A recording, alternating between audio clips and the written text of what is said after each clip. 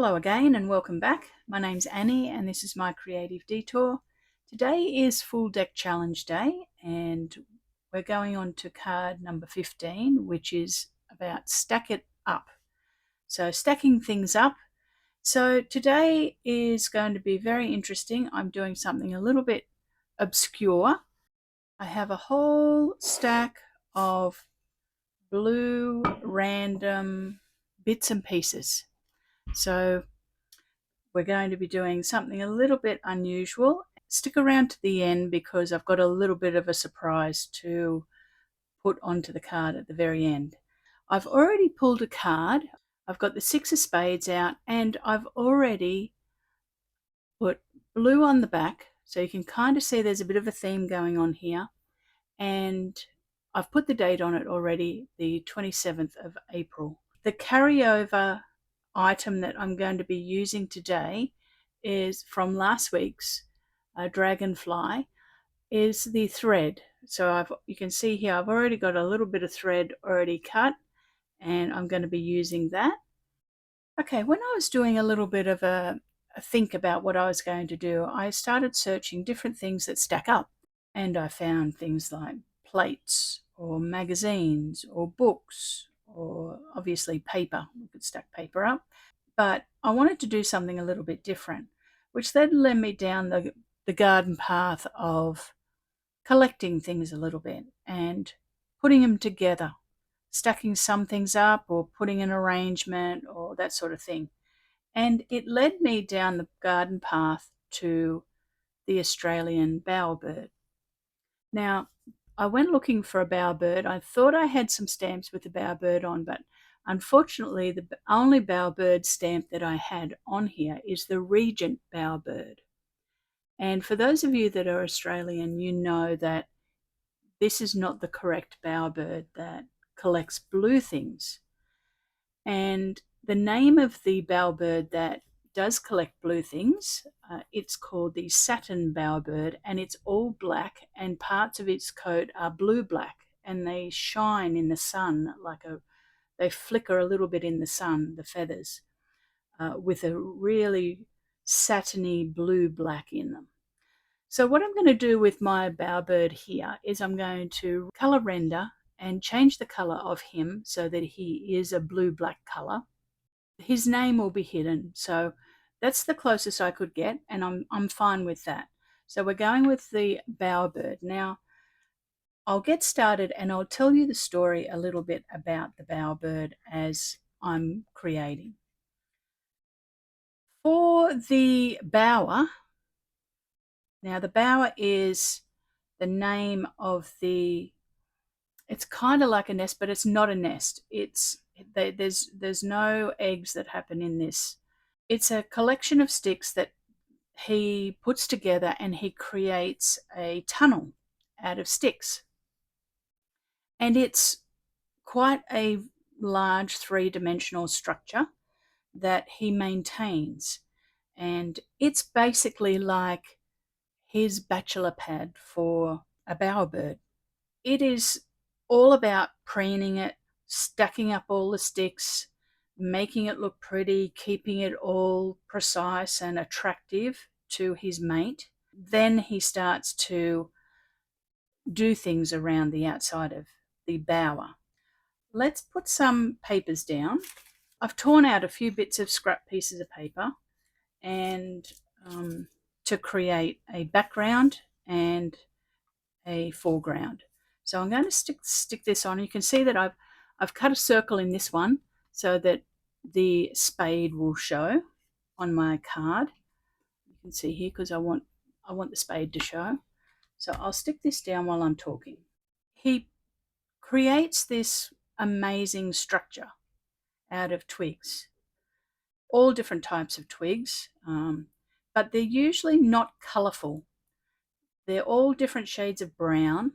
The satin bowerbird in Australia, it only is on I think the southeast coast of the country, down southeast New South Wales, maybe into eastern Victoria.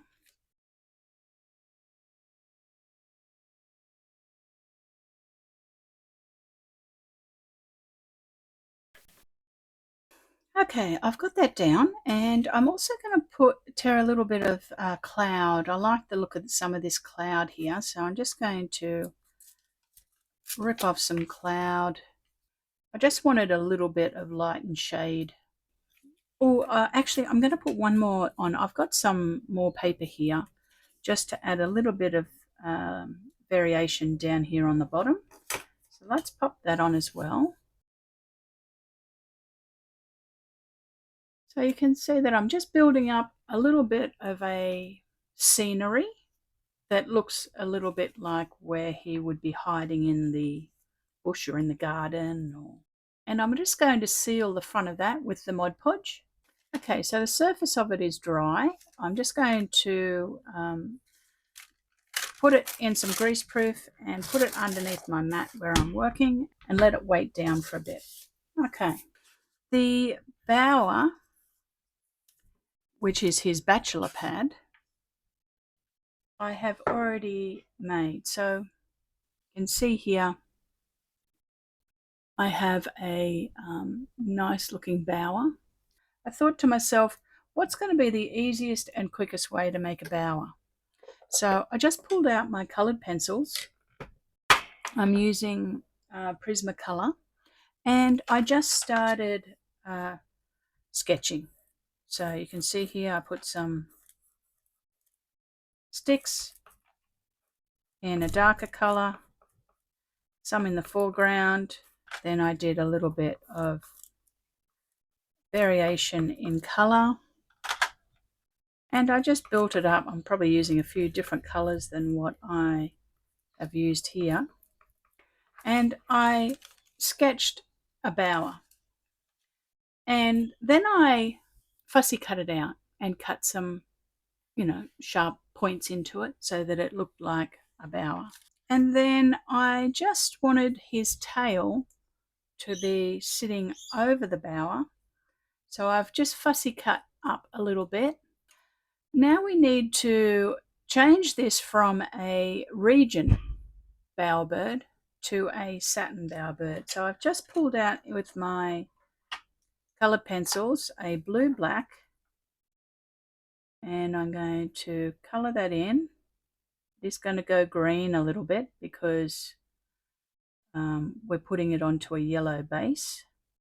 All right, there we go. He has got a little bit of a green tinge to him rather than blue, but I may be able to fix that down the track.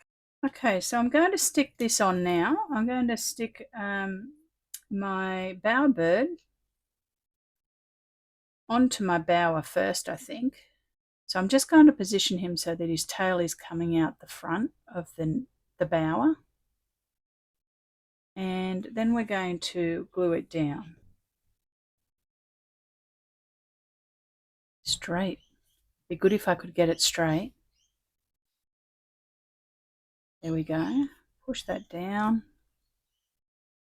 Oh, that looks pretty good. We can still see the spade on the side there. So I'm just going to put a coat of Mod Podge over the top of that to seal the bower and our bowerbird, and hopefully I'll be able to come back later and put a little bit of black onto that and get him looking a little bit more blue black than green black. Okay, so I'm going to continue on with the story about the satin bowerbird. So what he does is, after he's made his bower, then he goes on the hunt for blue items. So before we, started making lots of rubbish, plastic blue rubbish, the bower used to collect blue berries and flowers and things that he would find in the bush, vegetation or rocks, things like that. Then he started coming across some of our scraps, milk bottle lids from our plastic containers, pen lids, like Bic pen lids was another one that you often see when you come across a bower. I have actually seen a bower with all of the blue items scattered out in the bush when we've been walking. It was a long, long, long time ago, but I have seen it, and it is incredible how many blue things he collects. So you can see here I have collected a whole lot of blue things from my craft space, things that he would pick up, maybe in the wrong scale.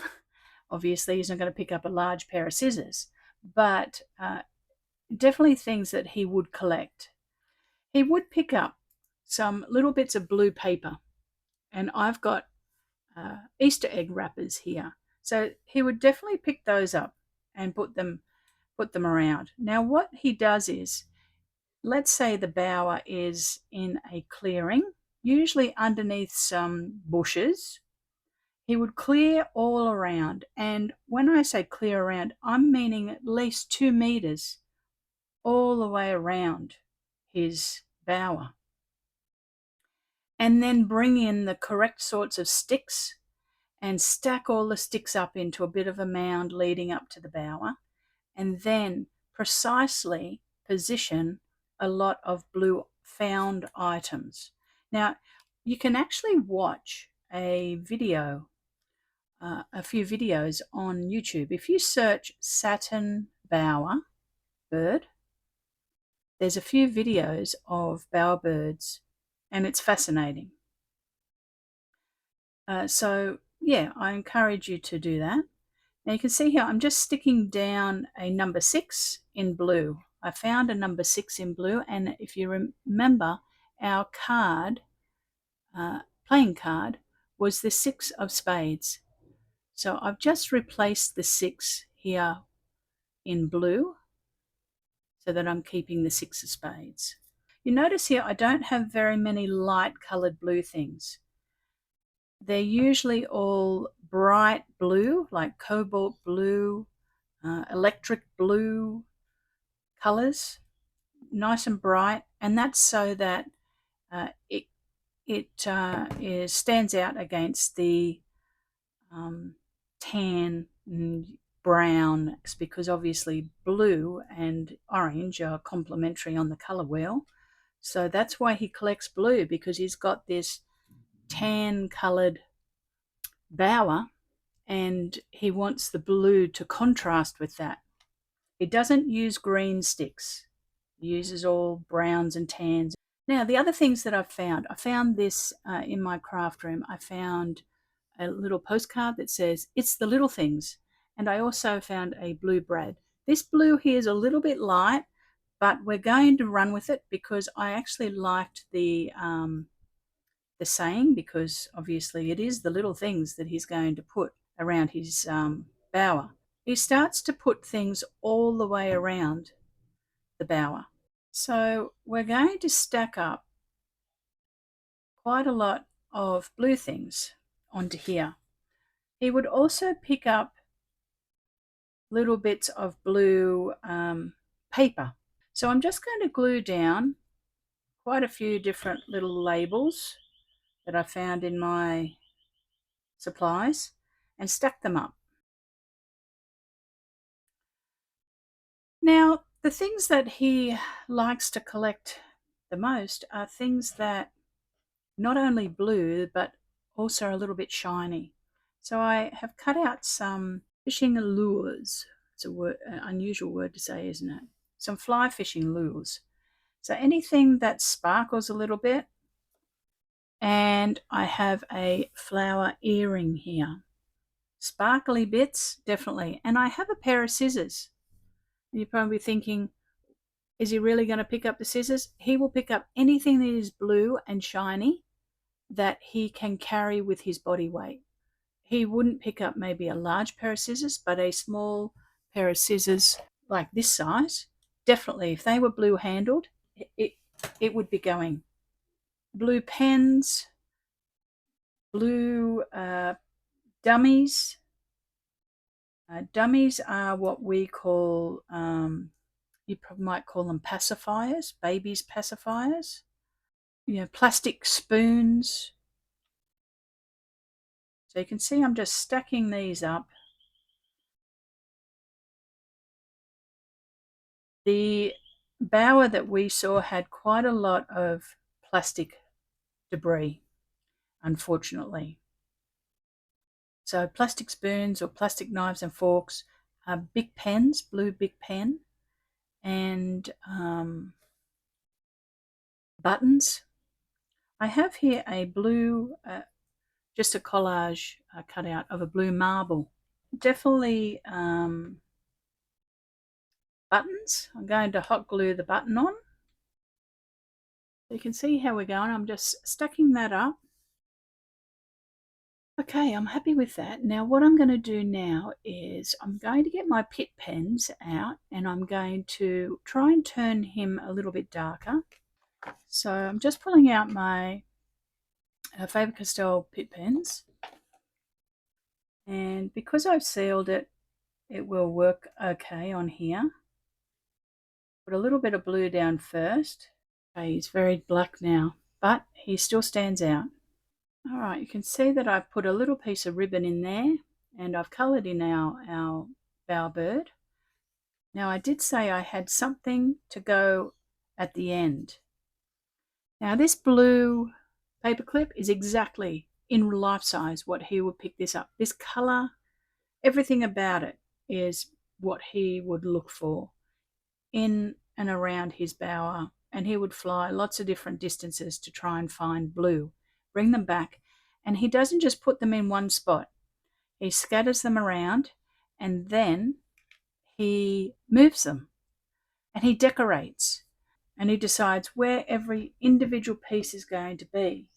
And if the pieces aren't attracting the female birds, then he moves everything again. And he continues to do this over and over and over. And he replaces things. So what happens then is he's got his bachelor pad looking amazing. And he decides, okay, it's now time to call the females.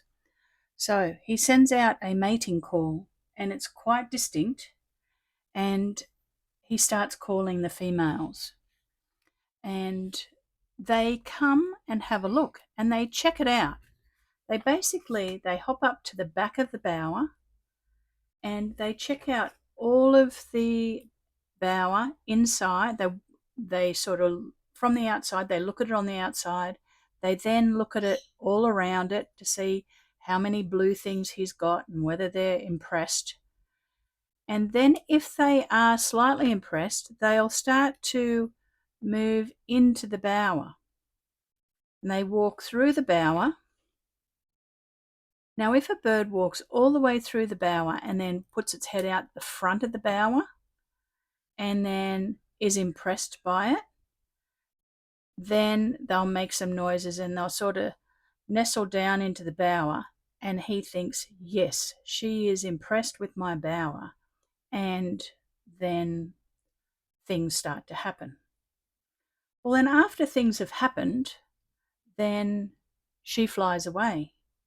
But in the rustling of things happening, everything's moved, and he then has to fix it all up again. So he tidies it all up. He moves things around because obviously he doesn't want it to look exactly the same before he starts calling for the next candidate. He'll do another call. Now, it might be the same mate that comes back, or it could be a different one that'll come to check it out. So I've pulled out some words here from the Tim Holtz Snarky that say, in my defense, I was left unsupervised.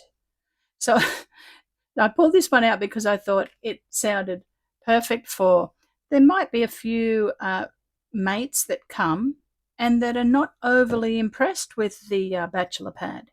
They might be thinking, oh, you didn't do a very good job, really. It looks a little bit shabby. There's not many blue things around, or I don't like where you've put the scissors. Why did you put the scissors right there? Why didn't you move the scissors somewhere else? Or why is there a blue dummy pacifier sitting right in the middle of the front of the bower? Anyway, So I thought that it was quite a funny little saying to put. In my defense, hearing him say, in my defense, I was left unsupervised. I did the best that I could do. I tried to make the bachelor pad look as pretty as possible. Look at all these shiny blue things that I have found for you. Fascinating. Hopefully, some of you will be intrigued enough to think, I'm going to watch a video on YouTube about the satin bowerbird in Australia.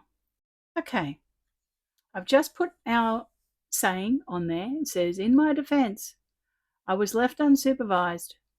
I did my best. I tried to make it look attractive. Now, I do have a piece of blue velvet ribbon, and I've got my pinking shears. I'm going to cut this, and I have cut a hole in it and put an eyelet in it, and I'm going to glue this onto the side of my card and hang a little surprise off. I think I mentioned at the beginning of the video. Wait till the end, I'll be doing something a little bit of a secret. Well, this is it. I'm going to put this on here, and then we're going to put something special on it. So I put some nice ribbon on there, good quality. I haven't been cheap. I've used nice velvet for him. He would be wanting the best. And I have unfortunately, it's a very cheap paperclip. So for the special secret and super duper surprise, I have a Swarovski crystal earring, and it's a real one. It's a blue one off of a pair of my earrings, and the earring shaft broke. So I've just got the crystal now. So I thought, what better place to use it, because this is premium product that he would be looking for. He would probably position this. Actually, to be honest, he'd probably position the bright blue paperclip in front of the bower. And this would be not as close because it's not as bright, but it would be glistening in the sun. So let's put it on. And I'm going to attach that to my card. Look at his blue stacked up things. Okay, now before I finish up, we have one more thing to do. So I have my carryover item prompt, which is the cotton, and I've got to be honest, I almost forgot to put my constant on. So I pulled out some blue paint swatch. I'm just going to punch out a few little labels. I almost forgot to put my constant on, which was the paint swatch. Oh yes, actually that makes a difference. Okay, I managed to save that at the 11th hour.